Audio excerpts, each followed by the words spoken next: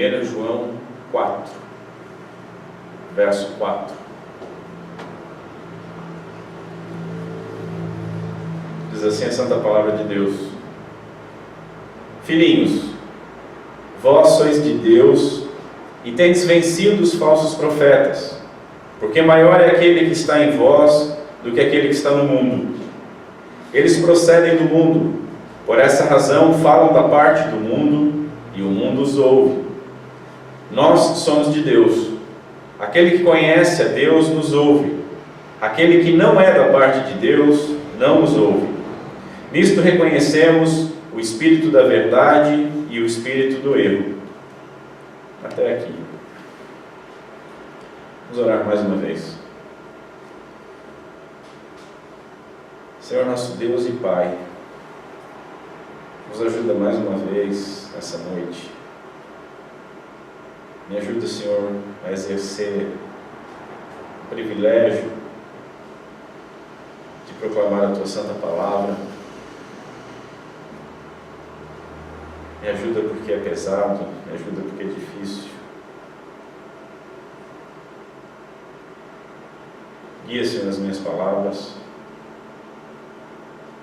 que elas possam sempre totalmente ser extraídas da Tua Santa Palavra,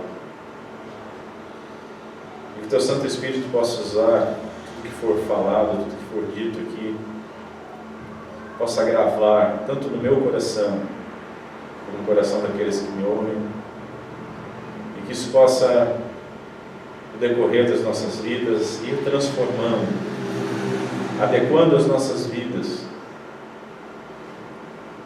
para que nós mais e mais, a cada dia, possamos ser transformados à imagem do Teu Filho Jesus, e cada vez mais possamos refletir o esplendor e a glória do Teu ser.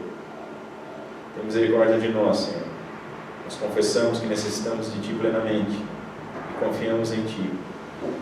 Engrandece o nome do Teu Filho em nosso meio. É o que nós te pedimos em nome de Cristo Jesus. Amém. Irmãos, nesse capítulo que nós iniciamos semana passada, o apóstolo João denuncia os falsos mestres, contrastando-os com os crentes autênticos. Então ele aponta de um lado, e como João tem feito desde o início, aquela separação entre os filhos de Deus e os filhos do diabo, entre aqueles que são de Cristo e aqueles que são anticristos, entre aqueles que falam em nome de Deus e aqueles que são falsos mestres, falsos profetas, que falam, como nós vamos ver hoje, da parte do mundo. A maneira que João faz isso agora é pela prova doutrinária. Ele já trabalhou sobre a prova doutrinária, e como eu falei para os irmãos há 2 semanas, João, na sua epístola, ele vai escrevendo de maneira como que uma espiral, onde ele vai voltando aos temas que ele já tinha falado antes, e vai aprofundando mais, vai abrindo mais essa espiral. E a prova doutrinária já foi algo que ele utilizou, mas nas últimas mensagens do capítulo 3, o enfoque maior foi a respeito das provas sociais e das provas morais, a respeito da obediência a Deus e a respeito do amor a Deus e ao próximo. Esse capítulo ele trabalha bastante a respeito das provas doutrinárias, a respeito do que se crê, e a respeito também da prova sobre o amor. A gente vai ver a partir da mensagem da semana que vem, os versos onde sai um dos chavões, né? Muito falado, pouco entendido, que Deus é amor. Hoje também nós vamos trabalhar com um chavão, muito falado, pouco compreendido, que é maior aquele que está em vós do que aquele que está no mundo. Vamos compreender isso um pouco mais. Então, qual é o espírito? Qual é o ensinamento? Nós falamos semana passada que espírito remete, quando o apóstolo fala a respeito de espírito aqui, provai os espíritos, esse espírito diz respeito a ensinamento, né, e não a uma entidade sobrenatural, fantasmagórica ou demoníaca, necessariamente. Então, qual é o espírito? Qual é o ensinamento dos falsos mestres? Qualquer ensino anticristão, qualquer coisa que vá bater de frente com o Evangelho do nosso Senhor Jesus Cristo, mas sobretudo, como nós vimos no verso 2, o ataque à base do Evangelho, ao primeiro pilar do Evangelho, que é a encarnação. Como nós vimos no início, lá no primeiro capítulo, nos primeiros versos, e vimos semana passada, sem encarnação não há Evangelho. Sem o entendimento correto da doutrina da encarnação, o que vai decorrer disso vai ser um evangelho superficial, um evangelho trôpego, um evangelho com falhas basilares. O verso 2, vamos só relembrar. O verso 2 diz assim: nisto reconheceis o Espírito de Deus, e aqui Espírito Santo, todo Espírito, ensinamento, que confessa que Jesus Cristo veio em carne é de Deus. Então nós temos que ter esse entendimento do confessar que Jesus veio em carne, até mesmo para bater com algo, por exemplo, como 1 Coríntios, capítulo 15. Se você quiser abrir ou só ouvir, aqui nós temos um resumo do Evangelho. Paulo escreve o seguinte: irmãos, venho lembrar-vos o Evangelho que vos anunciei, e é esse Evangelho que nos foi pregado, o qual recebestes e no qual ainda perseverais. Por ele também sois salvos, se retiverdes a palavra tal como vou-la preguei. Então, aquilo que nós ouvimos e que de fato é o Evangelho do nosso Senhor Jesus Cristo, nós temos que reter essa palavra, nós temos que guardá-la em nosso coração. E como ela foi pregada, e como ela foi escrita nas Escrituras, como ela foi recebida por nós, não com invencionices. E continua aqui: a menos que tenhais escrito em vão, uma advertência terrível. E aí continua: antes de tudo, vos entreguei o que também recebi, que Cristo morreu pelos nossos pecados. Se ele não encarnou, ele não pode ter morrido, acabou o Evangelho. Cristo morreu pelos nossos pecados, segundo as Escrituras, e foi sepultado e ressuscitou ao terceiro dia, segundo as Escrituras. Ora, se não encarnou, não morreu. Se não morreu, não ressuscitou. Então, o entendimento disso e a crença firme nisso é algo essencial para todo o resto do Evangelho. Hoje nós veremos como o apóstolo João ele complementa essa argumentação, mostrando que o crente ele vence os ataques dos falsos mestres. João ainda dá um outro critério para saber quem é falso mestre ou mundano e quem é crente e vem ou é de Deus ou vem de Deus. João passa da consideração dos verdadeiros e falsos mestres para um exame daqueles que ouvem um e outro grupo. Então ele não olha somente nessa perícope que nós vamos estudar, ele não olha somente para os mestres verdadeiros, a qual ele se inclui como apóstolo, e os falsos mestres, mas ele vai olhar também para os que ouvem, né? Os que ouvem um grupo e se identificam com um grupo dos apóstolos, dos profetas, de Moisés, e os que ouvem o outro grupo, os falsos mestres. E aí nós vamos acabar naquela... usar esse termo é complicado, mas naquela dicotomia, podemos dizer assim, que nós vemos desde o início do Evangelho, do proto-Evangelho, lá em Gênesis capítulo 3, versículo 15, a qual o mundo é separado entre duas sementes. A semente da mulher, aqueles que são de Deus, aqueles que são recriados em Cristo Jesus, e a semente da serpente. Então, em primeiro lugar, o que nós vemos aqui, o crente, ele vence o ataque dos falsos mestres. O apóstolo escreve: filhinhos, vós sois de Deus e tendes vencido os falsos profetas. Jesus ele nos dá um alerta amoroso, apesar de pesado e apesar de ser uma promessa, e muitas pessoas não listarem até como uma promessa, mas é uma promessa, não deixa de ser, e principalmente um alerta amoroso para que ninguém possa dizer que foi pego de surpresa em algum momento. Em João capítulo 16, verso 33, ele diz o que nós já falamos hoje aqui: no mundo passais por aflições, mas tende bom ânimo, Nosso ânimo tem que ser mantido mesmo nas aflições, mesmo porque durante as aflições nós não podemos ser surpreendidos. Nós sabemos que vamos tê-las. O nosso Senhor Jesus Cristo nos alertou, deixou quase que como uma promessa: olha, vocês vão ter. Não é talvez, não é quem sabe, não é numa dessa. Principalmente se você for de fato um cristão autêntico, um filho de Deus, alguém recriado, regenerado pelo Santo Espírito de Deus. Ora, nós devemos lembrar o que Paulo falou: todos aqueles que querem viver piedosamente Cristo Jesus serão perseguidos. Não é talvez serão, não é quem sabe, não é numa dessa, mas serão perseguidos. E nós temos então que ter bom ânimo quando nós formos atribulados pelo ensino errôneo. Quando nós formos atribulados pelas aquelas coisas que os falsos mestres buscam ganhar sobre nós, mas eles não podem ganhar. Cristo, Ele completou a sua obra por nós. Nós lemos hoje na nossa liturgia Isaías 53. Aquela obra ali, ela está completa. Cristo morreu pelos nossos pecados, ressuscitou por nós. Ele é o primogênito dessa nova criação. Então a obra de Cristo Jesus por nós está completa. Nós aguardamos receber e cremos que já temos recebido, como Paulo coloca em Romanos capítulo 8, verso 30, e glorificou. Ele vai do chamou, ele vai do justificou, o implícito ali, o santificou, como ele fala aí em Tessalonicenses, em Efésios, mas termina com glorificou, algo que vai acontecer, mas Paulo já põe no passado como algo certo. Nós aguardamos receber a sua obra completa em nós.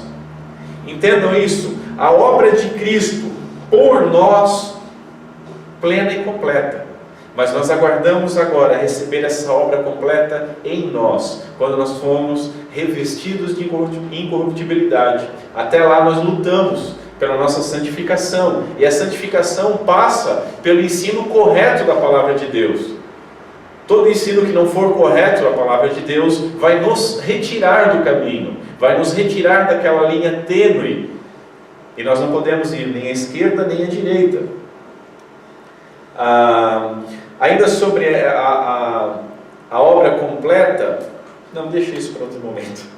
Tem um teólogo que diz que a batalha já foi definida, mesmo que ainda não tenha terminado.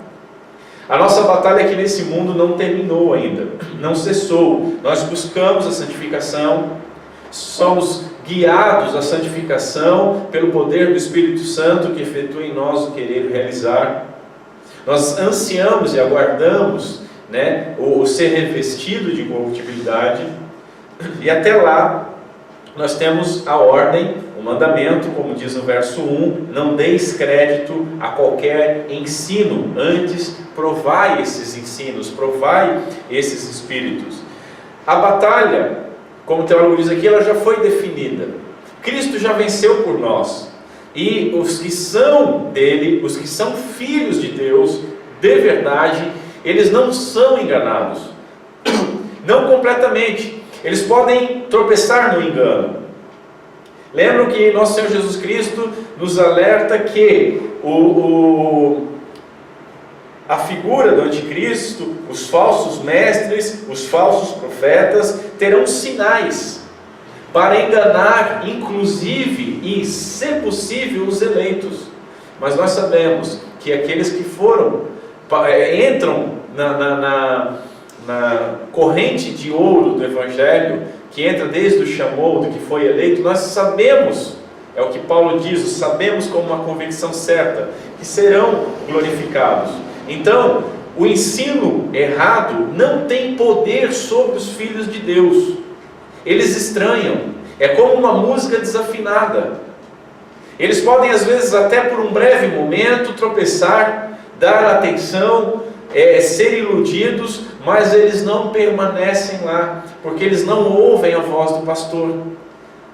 E não ouvindo a voz do pastor, só há uma outra voz que chama, que seria a voz do ladrão, que seria a voz e o ladrão influenciado pelo mercenário. Pelo lobo,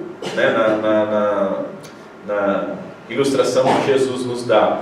de tal maneira que o Filho de Deus autêntico, verdadeiro, que busca Deus, que busca se instruir com a sua palavra, que é guiado pelo Espírito Santo de Deus, ele já sente uma repulsa quando não é a voz do pastor lhe chamando. Então, a vitória sobre os falsos mestres, nós devemos entender que ela não é uma vitória física, não é uma vitória moral, não é que nós vamos sair no tapa com eles, vamos entrar nas sinagogas de Satanás e chutar os seus ídolos, ou dar uns tapas, ou quando tiver alguém demarcando território na cidade, a gente vai lá dar um pescotapa nele. Não é dessa maneira. Não é também moral, né? Não é simplesmente um apontamento de moralidade para ver quem é mais certinho, mais santinho. Apesar de que o ensino errado vai atrapalhar a maneira como nós vamos tratar o nosso corpo e vai atrapalhar a nossa moralidade, né? Tem consequências nesse campo. Mas a vitória sobre os falsos mestres é uma vitória, sobretudo, intelectual. O Espírito, lembram, é um ensino. E esse ensino é intelectualmente discernível. Os falsos mestres, então, eles tentam enganar os filhos de Deus com os seus ensinos. Aqueles espíritos que nós devemos provar. Ensinos falsos.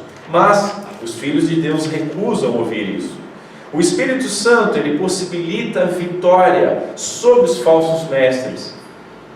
É através dele. E ele possibilita essa vitória de dois modos. O primeiro modo, não deis crédito a qualquer ensino.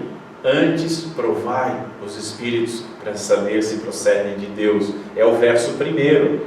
Provando, estando atento para identificar o erro ou os erros. Sendo iguais aos crentes de Bereia, que ouviam o apóstolo Paulo e iam ver se era de fato assim. Então, nós temos que ser sábios, nós temos que ser prudentes, nós temos que ser, eu arriscaria dizer, ousados. Nós temos que estar inteirados das Escrituras Sagradas. Não adianta carregar ela debaixo do braço, não adianta ter 20 versões dela em casa, não adianta deixar uma aberta no Salmo 91 ou algo assim. Nós temos que ter ela sendo lida, sendo consumida, sendo guardada em nossos corações, para que nós possamos entender quando algo é dito e desafina. E aí, desse modo, nós podemos e devemos ser ousados quando nós ouvimos alguma coisa, batendo de frente, provando. Peraí, isso não é bem assim. A partir do momento que nós identificamos os erros, nós chegamos no segundo modo, então. O segundo modo é uma consequência lógica. Uma vez que esses ensinos, esses espíritos, eles foram provados e foram achados no erro, foram identificados como sendo ensinos de falsos mestres, de falsos profetas, os crentes verdadeiros não os ouvem, não os atendem, não os seguem. Agora você pode me olhar e dizer assim, poxa, mas parece desnecessário dizer isso. Infelizmente não é desnecessário. Você já deve ter ouvido expressões do tipo, que mal há nisso, né? Ou, olha, eu creio em tal coisa, mas eu vou fazer aquele outro modo também, porque mal não vai fazer. É aquela velha história de uma expressão popular, acender uma vela para Deus e uma para o diabo, fechar de todos os lados, né? Tentar ganhar de qualquer jeito, brincar desses caras que guiam o mundo progressivamente, tipo o George Soros da vida, aposta em todos os cavalos, vai ganhar sempre. Aposta na esquerda e na direita, compra os dois lados, vai ganhar sempre. Mas nós não somos assim, nós não podemos ser assim. Nós não podemos, quando chega um momento de problema, de tribulação, de dificuldade, nos desesperarmos daquilo que nós temos aprendido, esquecer daquilo que nós temos aprendido e buscar apoio ou recursos em outras frentes, em outras fontes. A nossa única fonte tem que ser a Escritura Sagrada, a Palavra de Deus, pela graça e pela misericórdia de Deus. Tem que ser nas coisas de Deus. Nem sempre as pessoas param quando identificam o erro. Isso é muito triste. Mas isso também serve para identificar, né? Lembra que João está não só dando a certeza que nós somos cristãos, mas são provas constantes para nós avaliarmos o nosso cristianismo. E os crentes, quando identificam um erro, eles param, eles não seguem, eles não tentam mimetizar algo. Não, isso aqui não dá, aqui eu estou avançando. E essa é a sua vitória. Agora veja o seguinte: porque maior é aquele que está em vós do que aquele que está no mundo. Nós só nos tornamos vitoriosos porque, em primeiro lugar, Deus, o Espírito Santo, está em nós. Primeiramente porque Ele nos regenerou. Porque senão, sem ter nos regenerado, nós somos do mundo. Nós continuamos sendo do mundo. Continuamos como o mundo, morto em delitos e pecados, jazendo no maligno. Mas não, nós fomos recriados, fomos regenerados, nascemos de novo. E não só nós nascemos de novo, como nós recebemos o penhor da nossa salvação, que é o Espírito Santo, a garantia em nós, que nós somos filhos de Deus. O texto diz em vós, na igreja, na sociedade cristã. Então o Espírito Santo está em nós, e é por isso que nós conseguimos ser vitoriosos. Segundo lugar, porque a igreja consegue distinguir tanto a voz do pastor, nosso Senhor Jesus Cristo, no Evangelho e pelo Evangelho, quanto a voz do lobo, pelo ensino do ladrão mercenário. Eu falei disso, João 10 trata sobre isso. Deixa eu ler um pequeno trecho de lá. João 10, vou ler do 2 ao 5. Jesus está falando a respeito do bom pastor e de ser a porta. E ele diz o seguinte: aquele, porém, que entra pela porta, esse é o pastor de ovelhas, que é o nosso Senhor Jesus Cristo. Para esse o porteiro abre, as ovelhas ouvem a sua voz. As ovelhas ouvem a voz do pastor. Ele chama pelo nome as suas próprias ovelhas e as conduz para fora. Depois de fazer sair todas as que lhe pertencem, vai adiante delas, e elas o seguem, porque lhe reconhecem a voz. Os filhos de Deus reconhecem a voz de Cristo Jesus. Mas de modo nenhum seguirão o estranho, antes fugirão dele, porque não conhecem a voz de estranhos. Por ter o Espírito Santo de Deus em nós, por ter sido regenerado, é que nós conseguimos discernir e ouvir. É quando é o lobo falando através do ladrão e do mercenário, ou quando é o nosso Senhor Jesus Cristo falando através do Evangelho, falando através de um homem de Deus. Em terceiro lugar, porque como ouvimos a voz do pastor, nós sabemos que lutamos no seu poder e pelo seu poder. É no seu poder e pelo seu poder, de modo que nós não poderemos ser vencidos, assim como ele não pode ser vencido. Entendam isso. O cristão, ele não é derrotado pelo ensino do falso mestre, não porque ele é o bambambam, não porque ele decorou as escrituras, não porque ele é mais inteligente.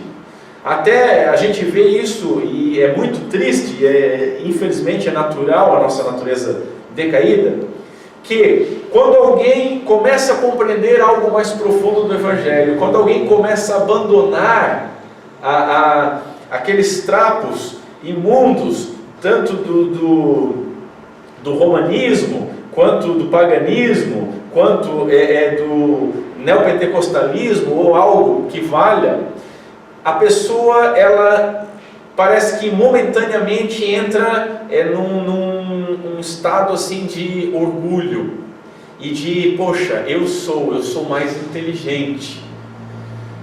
Ela de repente ela vira o publicano, naquela ilustração que Jesus nos mostra do o fariseu, que está o fariseu e o publicano no templo, e o publicano está pedindo por misericórdia, porque ele não é digno nem de estar ali, porque ele é pecador. E o fariseu está dizendo: obrigado, porque eu não sou como esse, eu não sou como o publicano. E quando nós entramos e começamos a entender as coisas de Deus, infelizmente, por um tempo, nós fazemos isso. Até uma brincadeira entre os reformados que a gente diz, comenta que tem o tempo da jaula. Toda pessoa que conhece as doutrinas reformadas, que ela entra em contato e entende a tradição reformada, ela deveria ser engaiolada por uns 6 meses para pensar na vida e só então ser solta, porque ela, quando entende isso, ela quer destruir tudo, ela quer quebrar tudo, ela quer mostrar que ela sabe tudo, ela quer confrontar tudo, e é tudo sem medida. É aquela história de pegar e jogar não só a água, mas joga a bacia, joga a criança, joga a mãe da criança, joga tudo que tiver ao redor fora. Ela fica meio alucinada, ela fica meio estriquinada, então ela tem que frear, porque com o tempo a doutrina correta vai fazer com que ela passe de ser esse fariseu para ser um publicano, e aí ela vai nem conseguir levantar os olhos para o Senhor e vai dizer: tem misericórdia de mim, que sou pecador. Então, nós não podemos, quando vamos entender esse texto aqui, achar que somos tão fortes em nós mesmos, que os ensinos falsos, que os falsos mestres e os falsos profetas não são páreos para nós. Eles não só são páreos, como eles poderiam destruir o nosso entendimento se não fosse o Espírito Santo de Deus em nós, se não fosse a graça e misericórdia de Deus em nos preservar. Nós não podemos ser vencidos por eles, porque há em nós o Espírito Santo de Deus, porque Cristo nos auxilia, porque nós lutamos, como eu falei, no seu poder e pelo seu poder, de tal maneira que Ele não pode ser derrotado. E Ele não sendo derrotado, obviamente nós estando nele, não podemos também. Se fôssemos deixados por nossa conta, a nossa debilidade, nós sucumbiríamos rapidamente. Essa é que é a grande verdade. Em segundo lugar, nós vemos aqui a prova pela origem do ensino do Espírito. A origem do Espírito do mundo e a origem do Espírito de Deus. Em primeiro lugar, os falsos mestres têm o seu ensino procedente do mundo. Olha o verso 4 de 1 João.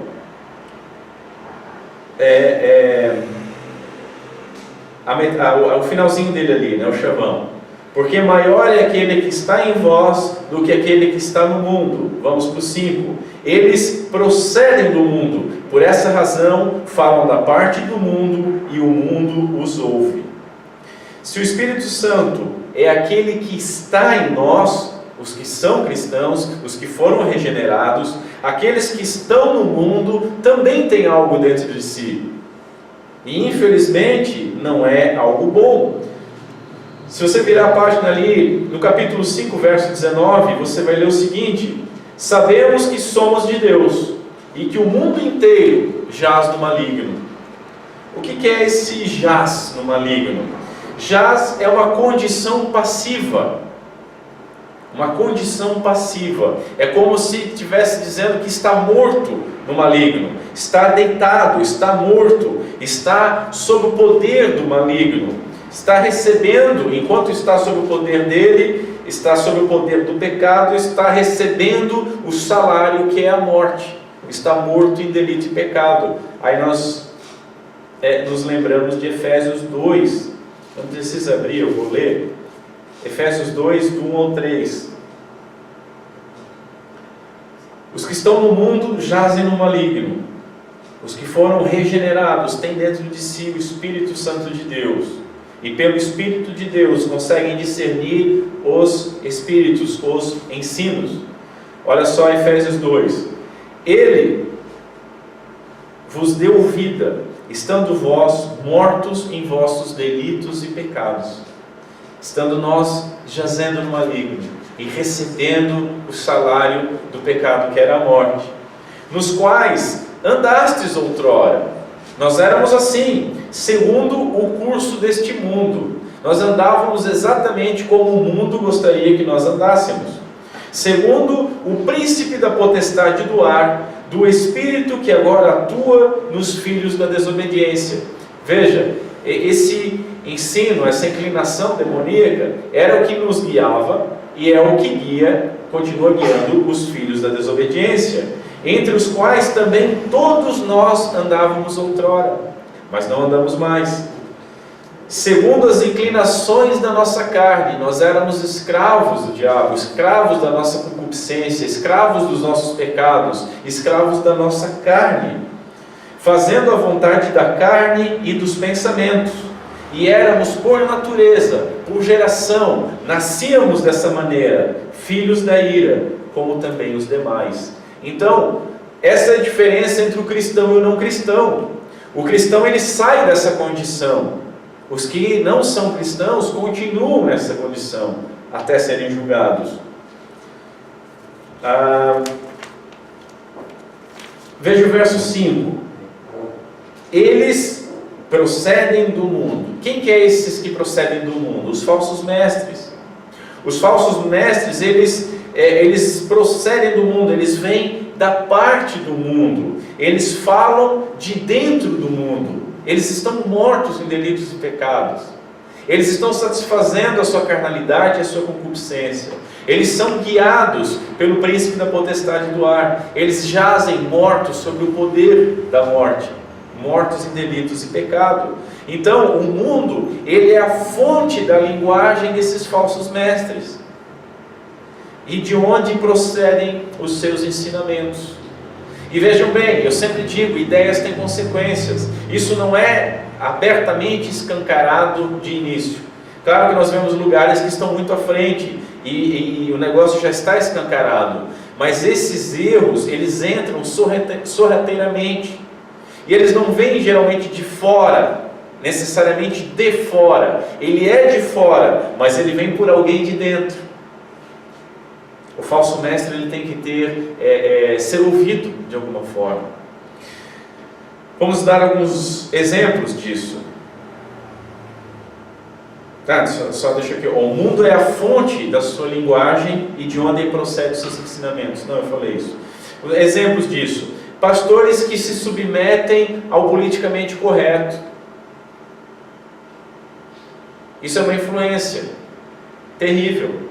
São pastores que não pregam mais o Evangelho. São pastores que não querem ofender ninguém, que não querem ferir ninguém. São pastores que começam, não diretamente, mas a sua omissão, a sua covardia vai gerar um universalismo raso, aonde todos vão ser salvos, porque Deus é amor e Deus é tão misericordioso.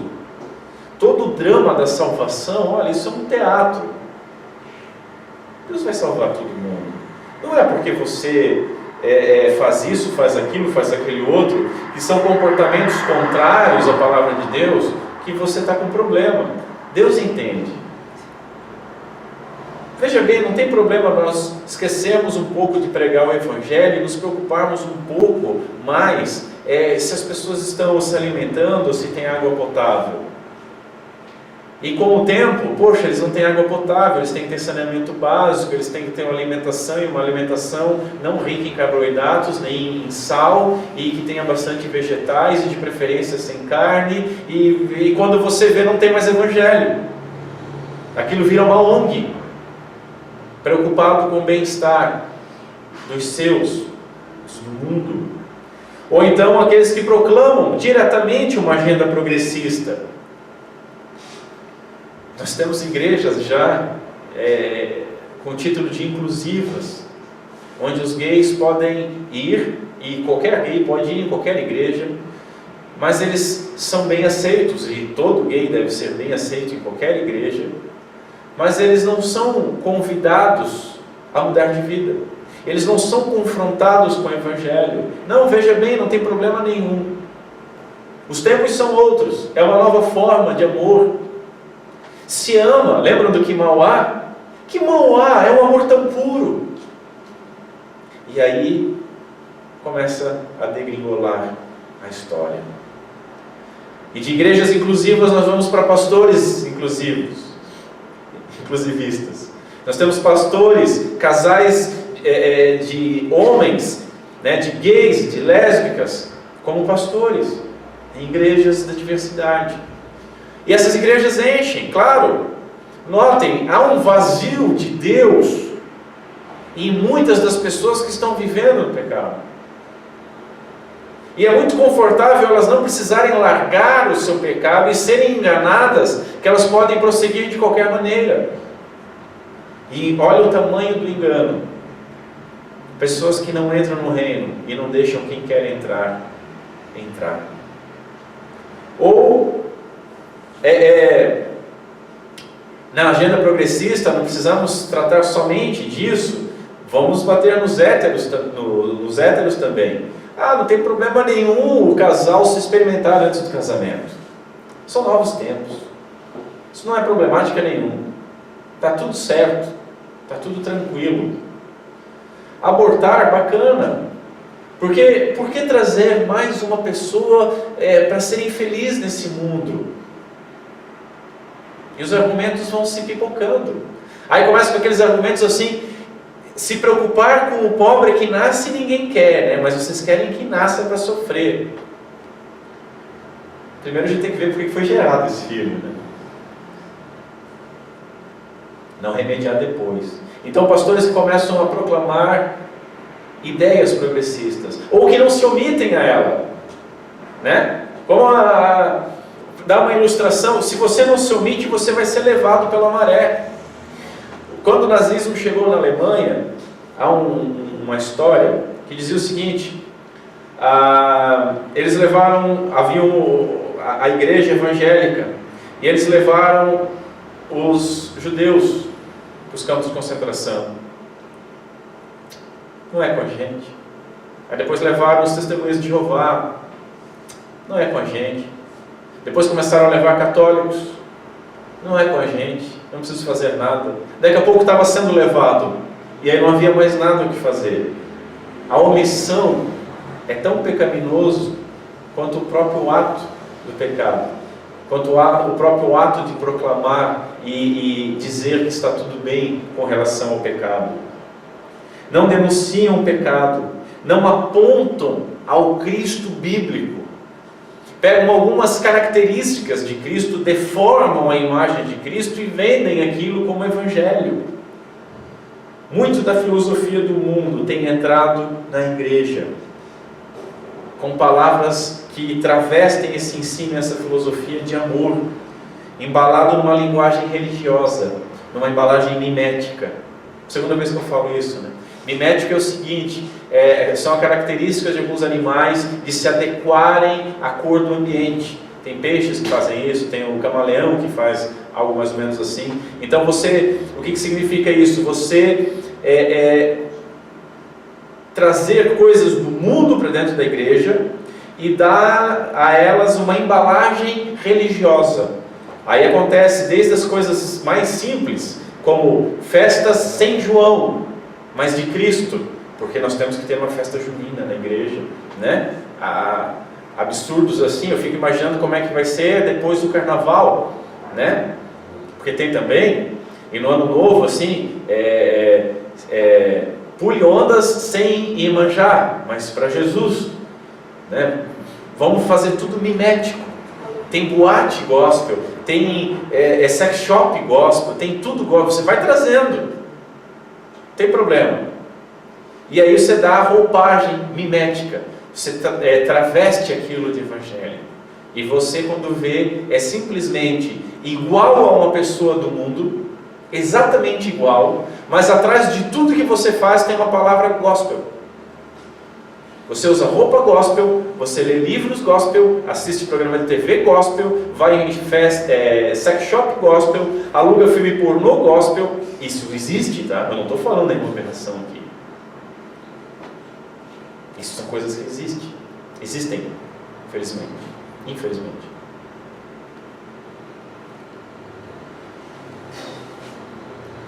Veja bem, o mundo não é o seu assunto desses falsos mestres. Às vezes mas não é o mundo descarado. O mundo é a fonte dos seus ensinos. Os ensinos que eles vêm trazendo não vêm recheado de Bíblia, mas vem e também não vem recheado de mundo, não precisa vir, mas vem misturado, vem temperado. Basta você começar a temperar, que o gosto do Evangelho vai se perder. Eles falam então do ponto de vista do mundo. O mundo aqui significa as pessoas e as filosofias que são contrárias, que são hostis para com Deus, tá certo? Então, em segundo lugar, os filhos de Deus, eles atendem, porque a gente está fazendo, né, aquele contraste, né, a prova da origem do ensino, a origem do espírito do mundo e do espírito de Deus. Então, os falsos mestres têm o seu ensino procedente do mundo, e os filhos de Deus, eles atendem ao ensino, ao espírito procedente de Deus. Verso 6, nós somos de Deus. Veja bem, João aqui não está falando de nós, tá? Ele está falando dele como um apóstolo, como um representante dos apóstolos. Então ele diz assim: nós somos de Deus. Eles, aquele que conhece a Deus, nos ouve. Quem? Eles.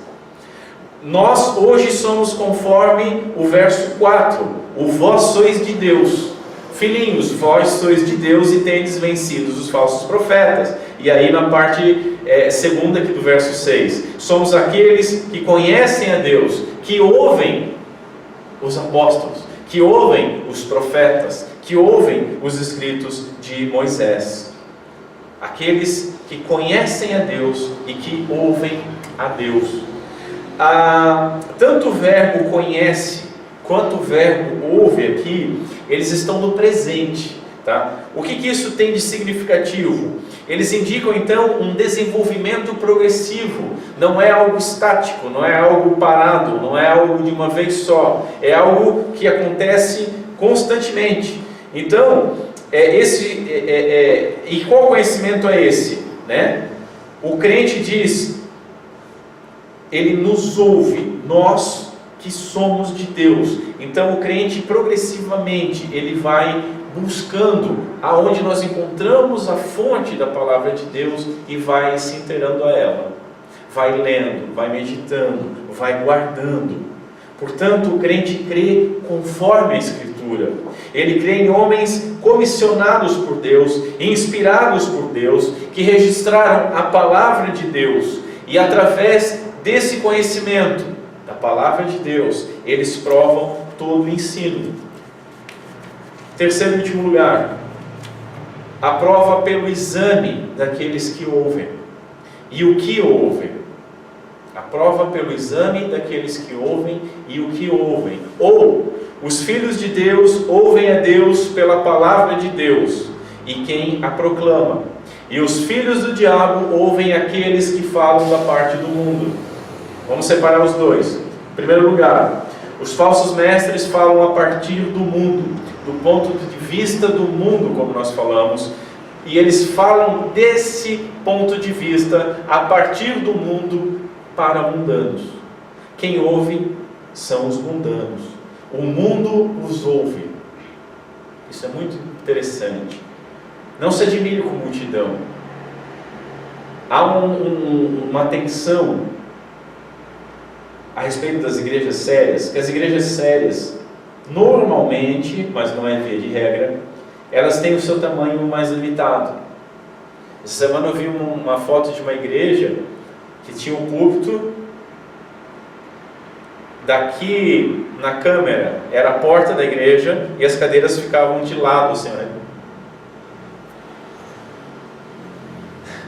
Bem pequenininha, onde é pregado o Evangelho verdadeiro do nosso Senhor Jesus Cristo, onde vidas realmente estão sendo salvas, onde há comunhão verdadeira, onde há a participação dos sacramentos verdadeiros, onde há pessoas que ouvem de fato a palavra de Deus. São as características que necessitam para uma igreja, principalmente uma igreja verdadeira.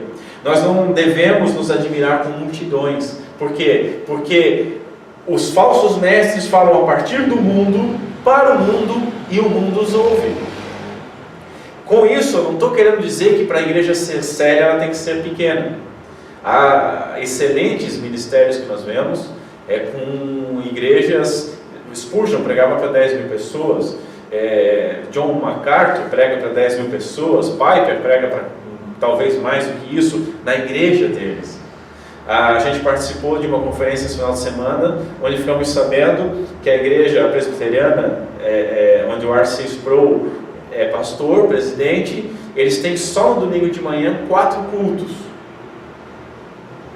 Então não necessariamente e 4 cultos com o mesmo sermão, tá? Que é para 4 grupos diferentes de pessoas poderem ouvir aquilo lá.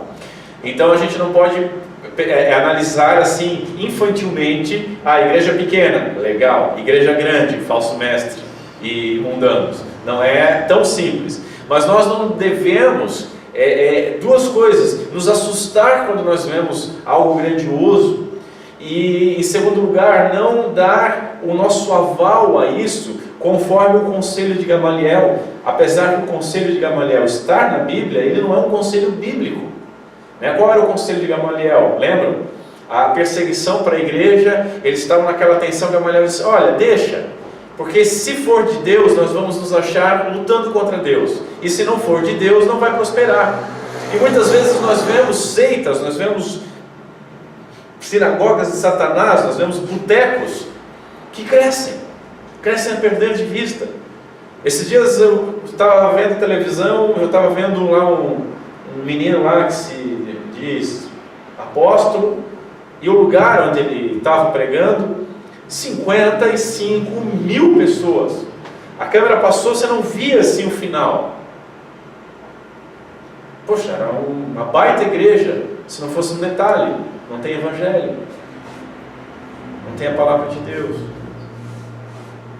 Alberto, você está sendo muito ríspido. Não, eu não estou sendo muito ríspido, eu estou sendo sincero e verdadeiro. Não tem a palavra de Deus.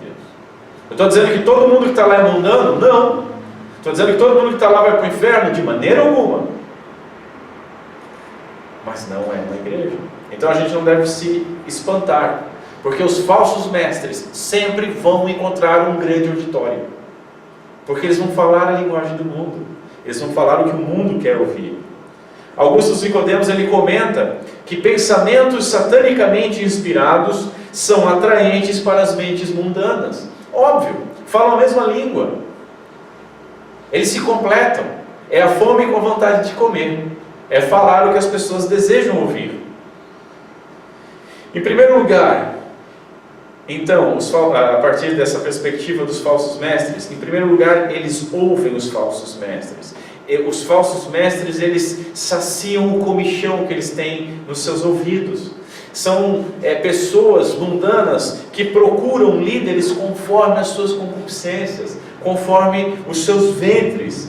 Eles estão sempre na sua navegação por esse mundo, eles estão sempre com as suas âncoras para cima, e mais para cima ainda eles estão com as suas velas, para serem levados por todo vento de doutrina, por toda novidade, por tudo que é novo, por tudo que é bacana, por tudo que é reluz. Eles não conseguem jogar âncora, mas eles estão atrás de modismo. Eles não querem estar no caminho antigo, eles querem a novidade. O caminho antigo para eles é frio, o caminho antigo para eles é sem sal, o caminho antigo para eles é um negócio meio maçante.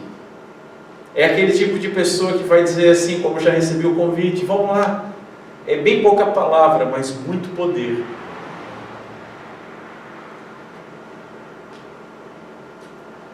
Em segundo lugar, aquele que não é da parte de Deus não nos ouve, diz o apóstolo. Eles não atendem às coisas de Deus. Se você quiser abrir comigo João, capítulo 8, e aí pode deixar aberto, porque a gente vai ler bastante coisa de João agora nessa reta final. Mas João 8,47 diz o seguinte, João 8,47: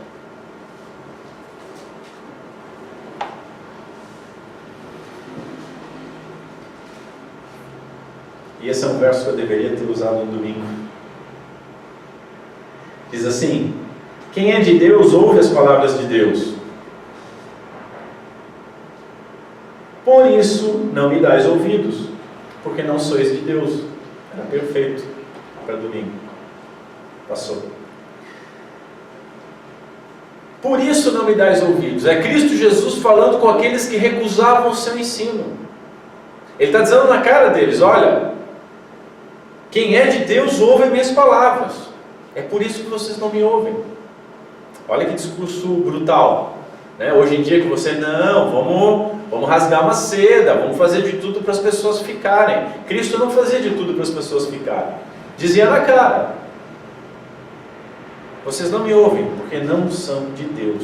Lembra, domingo eu falei, o verso que eu preguei era o 5:40. Contudo, não quereis vir a mim para ter vida. Vocês buscam, estão com a cara na Escritura o tempo todo, diz o verso 5:39. Vocês estão examinando a Escritura o tempo todo porque creem que nela tem a vida e são elas que testemunham de mim. Contudo, não quereis vir a mim para ter vida. Olha a incoerência. Mas por que não querem?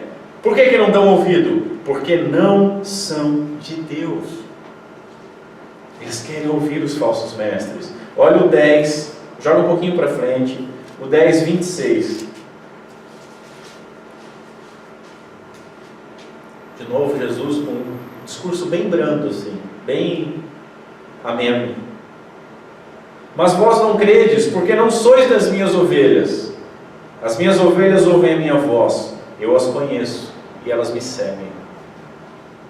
Jesus dando a real na lata. Olha, vocês não são de Deus, vocês não podem me ouvir. Só os filhos de Deus podem me ouvir. Então, aquele que não é da parte de Deus, diz o apóstolo João na sua carta, não nos ouve, não pode ouvir. Segundo lugar, Moisés, os profetas e os apóstolos eram de Deus e falavam da parte de Deus. E aquele que conhece a Deus os ouve, registrou João. Olha o 10, o verso 3 e o 4. A gente já leu, vamos ler de novo. Para esse o porteiro abre, as ovelhas ouvem a sua voz, ele chama pelo nome as suas próprias ovelhas e as conduz para fora. Depois de fazer sair todas as que lhe pertencem, vai adiante delas, por isso que elas não se perdem, e elas o seguem, porque lhe reconhecem a voz. Olha o 16 ainda. Ainda tenho outras ovelhas, não deste aprisco. A mim me convém conduzi-las, e elas ouvirão a minha voz. Então haverá um rebanho e um pastor. Quem será que é essas ovelhas, né? E vamos lembrar do 8:47 que eu li mais uma vez. Quem é de Deus ouve as palavras de Deus. Observe o final do verso 6 lá de 1 João. Nisto reconhecemos o espírito da verdade e o espírito do erro. Deixa eu falar para os irmãos aqui, esse nisto, tá? Ele dá uma conotação de permanência, de nestas coisas. É como se dissesse assim, ó, nestas coisas aqui, né, nestes fatos, nós reconhecemos o espírito da verdade. Alguns estudiosos, eles vão preferir a tradução do termo, que pode ser traduzido tanto como nisto quanto disto. Eles vão preferir disto, porque disto dá uma inferência, dá uma ideia de uma dedução da verdade, de uma causa, um meio de algo. Então, se você ler disto, muda um pouco a percepção. Olha de novo. Disto, destas coisas, destes fatos, nós deduzimos, nós reconhecemos o espírito da verdade e o espírito do erro. Portanto, nós temos que entender disto o quê? Disto reconhecemos que os falsos mestres, eles ensinam coisas que têm o mundo como fonte. Eles são a voz do mundo. E quando os vemos, nós sabemos que os seus ouvintes são mundanos, porque aceitam. É a primeira coisa que nós deduzimos disso, que nós estudamos hoje, disto. Então, como os falsos mestres ensinam coisas erradas, quando nós vemos eles pregando, e nós vemos aquele grupo de pessoas, nós sabemos, por causa do falso mestre, que é um grupo de mundano, porque está ouvindo o falso mestre. Não é ovelha, ovelha ouve o pastor. Segunda referência que nós podemos ter, Disto reconhecemos que um grupo pode ser reconhecido pelo que crê, pelo que ouve, de modo que podemos saber se o seu líder é ou não um falso mestre. Então, tanto pelo falso mestre você pode saber se o grupo é errado, como pelo grupo você pode saber se o falso mestre é errado. Ou, aliás, se é um falso mestre. Entenderam né? Vai pelos dois lados. Os dois lados nos dão material para nós deduzirmos alguma coisa.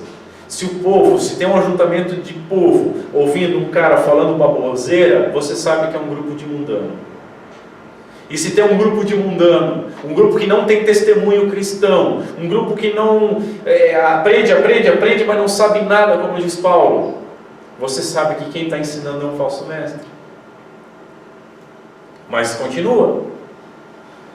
Disto nós podemos saber que pastores íntegros ensinam todo o conselho de Deus, iniciando lá pela encarnação do verso 2. E quando os vemos, sabemos que os seus ouvintes são de Deus, desde que ouvintes sejam aqueles que creem e praticam o que ouvem, não sejam só ouvintes. Então mudou um pouco a lógica nesse ponto. Mas aí nós temos mais um disto ainda. Disto nós reconhecemos que um grupo que ouve o nós do verso 6, o nós do verso 6, lembrando que eram os apóstolos, lembrando que isso pode ser Moisés, os profetas e os apóstolos, né? Não nós pastores de hoje, pode ter seu líder reconhecido como alguém de Deus, desde que seja ouvinte, que crê e pratica a palavra. Entenderam agora a relação aqui desse lado? Nesse lado, quando você vê alguém falando a verdade do Evangelho, alguém que você vai provar o seu ensino, o seu espírito, e você não consegue contradizê-lo com a palavra, e aí você tem que dizer de fato, não, esse é um homem de Deus, você sabe que aqueles que estão ouvindo são filhos de Deus, porque eles estão ouvindo a voz do pastor, desde que ouçam e creem. Da mesma forma, quando você vê um grupo que é de fato cristão, que dá o seu testemunho, que ouve, que pratica, e o seu conhecimento, o seu ensino, a sua prática, a sua fé são condizentes com as Escrituras, aí você pode ter certeza que o líder deles não é um falso mestre, mas é alguém falando da parte de Deus, alguém falando conforme Moisés, os profetas e os apóstolos. Veja, mundanos ouvem mundanos, filhos de Deus ouvem aqueles que, como filhos de Deus, falam todo o conselho de Deus. E notem o seguinte, não há terceira via, não há em cima do muro. João aponta sempre dois caminhos, filhos de Deus, filhos do diabo. Ele aponta sempre dois caminhos, o caminho de Cristo e o caminho do anticristo. Ele não dá chance para nenhum outro conceito, nenhum outro tipo de pessoa. E aí vamos lembrar aqui de João 10:16. Ainda tenho outras ovelhas. Isso é maravilhoso. Não deste aprisco, não daquele momento lá, não só dentre os judeus. A mim me convém conduzi-las. Elas ouvirão a minha voz. Então haverá um rebanho e haverá um pastor. Nós temos um pastor só, que é Cristo Jesus, o verdadeiro pastor das nossas vidas. E nós fazemos parte, se ouvimos o pastor, desse rebanho. E glória a Deus por isso. Deixa eu ler rapidamente algumas aplicações para nós a respeito do que nós vimos. Primeira aplicação: o que você tem ouvido? O que nós temos ouvido? Nós temos provado os espíritos, os ensinos? Tem sido aquele que conhece a Deus para saber o que tem ouvido, se é de Deus ou não? E para isso você tem que ler as Escrituras, tem que conhecer as Escrituras. O que você tem ouvido? Segundo lugar, quem você ouve? Você tem provado os espíritos, os ensinos daqueles aos quais você ouve? Você tem sido aquele que conhece a Deus para saber se quem tem lhe falado fala da parte de Deus ou fala da parte do mundo? Terceiro lugar, se tem ouvido aquilo que é de Deus, falado, aquilo que Deus tem falado por aqueles que são dele, você tem praticado o que tem ouvido? Se você de fato se encontra numa posição de poder dizer, não, eu sou ovelha, eu tenho ouvido a voz do verdadeiro pastor, pelo meu líder que não é um falso mestre, mas você tem praticado o que tem ouvido? E aí eu encerro lendo Tiago capítulo 1, verso 22. Tornai-vos, pois, praticantes da palavra, e não somente ouvintes, enganando-vos a vós mesmos. Veja bem, nós não podemos ser enganados pelos falsos mestres. Nós não devemos, mas nós também não podemos, se somos de fato filhos, se somos de fato ovelhas. Mas nós podemos, às vezes, ser enganados por nós mesmos, mesmo ouvindo a verdade, mesmo abrindo mão dos falsos mestres, rejeitando eles e ouvindo o verdadeiro evangelho. Nós podemos nos enganar a nós mesmos quando não praticamos aquilo a qual nós ouvimos. Vamos ficar em pé e vamos orar.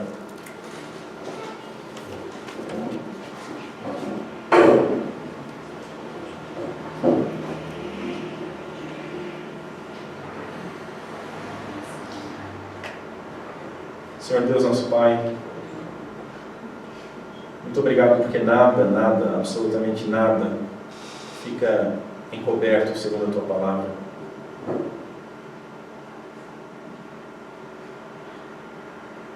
Muito obrigado porque Tu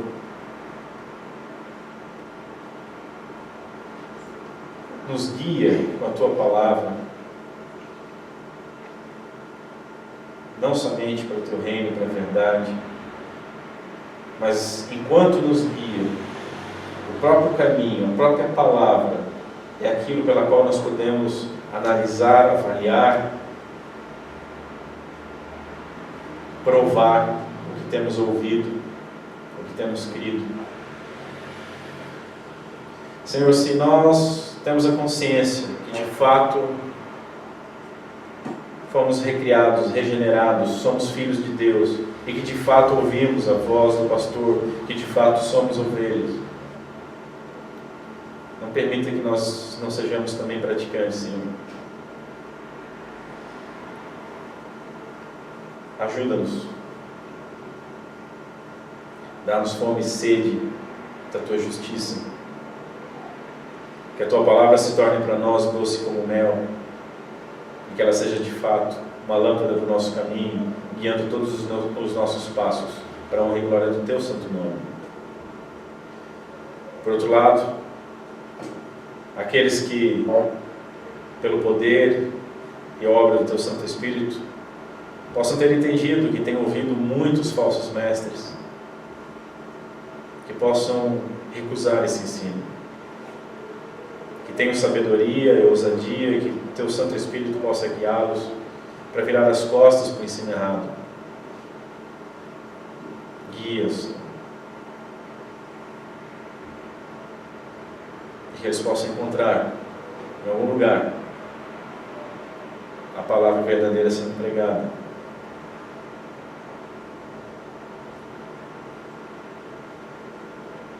Nós pedimos essas coisas, Senhor, sabendo que em tudo, toda honra e toda glória deve ser dada sempre a Ti. Foi Tu que nos conduziu a este lugar. Sabemos que se fôssemos deixados à nossa própria sorte, nós nos perderíamos. Mas Tu, como pastor, chama, e nós, como ovelhas, ouvimos. Peço ainda por fim, Senhor, aqueles que estão sendo enganados, sejam falsos mestres que os enganem, ou sejam eles próprios os falsos mestres, que Teu Santo Espírito possa tirar o tampão dos seus ouvidos, que eles possam passar a ouvir a Tua Santa Palavra, que Teu Santo Espírito possa regenerá-los, de modo que eles se tornem Teus filhos, tenham Teu Espírito e ouçam a verdade. Sabemos que essas coisas não acontecem pelo poder de quem prega, não acontecem pelo poder de quem quer, mas por Ti, ó Pai, usado a Tua misericórdia. Te agradecemos por ser assim, te agradecemos porque os Teus caminhos são insondáveis e maravilhosos, te agradecemos porque tudo é para Ti, por Ti e para Ti. Te agradecemos em nome de Cristo Jesus. Amém.